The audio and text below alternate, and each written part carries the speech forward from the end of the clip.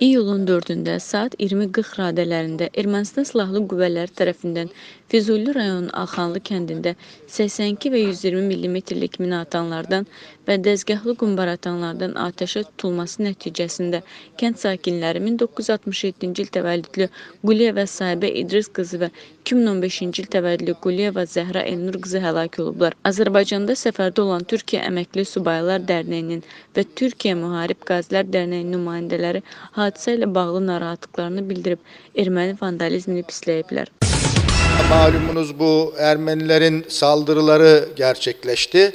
Biz de buraya gelişimizin ana nedenlerinden bir tanesi artık bu Karabağ konusunun hallolması, barış içerisinde her işin tamamlanması ve Ermenilerin Azerbaycan topraklarından çekilmeleri söz konusu. Bizlerin en büyük sorunu budur. Her iki ülkenin de en büyük sorunu budur. Ancak maalesef görüyoruz ki küçücük çocuğun ölümüne neden olan saldırılar gerçekleşiyor. Yani bütün dünya bunları görmesi lazım. Hala bir yerde soykırımları destekleyen bir dünya olmaması lazım. Hocalı'daki soykırımı herkes çok iyi biliyor.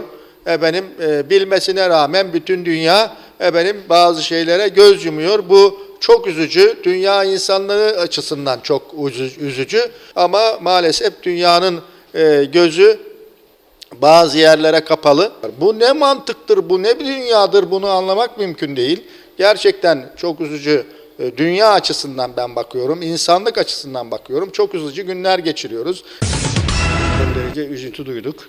En son Nisan olaylarına gördüğümüz gibi Azerbaycanlı dövüşkenler hep ileriye doğru savaşıyorlar.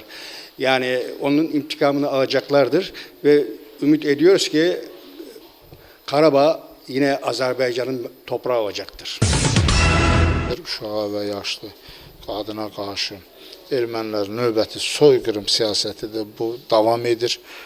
Necə 1957-də etdilər, 18-də etdilər, 48-53-cü ildə etdilər, 88-dən də bəri bu dayanmır. Beynəlxalq təşkilatların gözü önündə bu baş verir.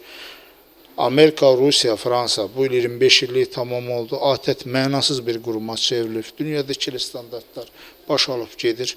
Keçən il aprel ayında bir o qədər ısrar edirdi Rusiya dövlət başçısı Vladimir Putin və Rusiyanın baş naziri olsun, müdafiə naziri olsun, eyni zamanda Avropa, Amerika xahiş etdilər ki, Ermənistan torpaqlarımızdan çıxacaq. BMT-nin qətnamələri var, bütün dünya bilir Azərbaycanın torpaqlar. Nəinki Qarabağ, Qərb Azərbaycan, tarix Azərbaycan torpaqlarıdır. Ermənistan bu şansların heç birini dəyərləndirə bilməyib. Ermənistan bu qədər kompromisli dəyərləndirə bilməyib. Ən böyük güzəşdə onlarla danışıq getmək olub. Onları ağıllandıracaq yeganə vasitə Azərbaycan əskərinin gücündən keçir, Azərbaycan ordusunun gücündən keçir. Bütün Azərbaycan xalqı, dünya Azərbaycanlıları hiddətlə qarşılayır bu hadisəni. Bütün gənclər, bu gün Azərbaycanda elə bir gənclik yetişib ki, o torpaqların işğalda qalması ilə barışa bilməz.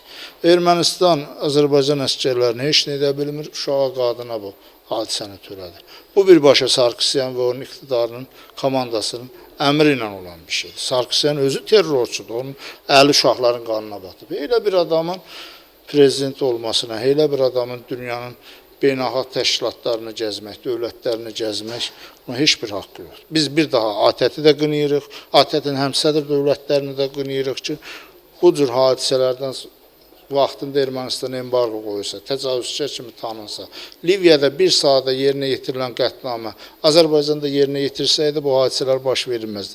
ATƏT vasitəçilik etmir, ATƏT prosesi uzadır. Bir mənalı Ermənistana dəstək olur. ATƏT prosesdə bir balaca kənarda dursa prosesi biz özümüz həll edərik. Keçən aprel hadisələri bunu sübut etdi. Mütləq Azərbaycan öz torpaqlarını azad edəcək. Başqa halda hər ay bu cür qırğınlar olacaq, bizim torpaqlarımız işğalda qalacaq, insanların yaşama haqqı pozulur, mülkiyyət haqqı pozulur, Ermənistan terrorçu və separatçı bir dövlət.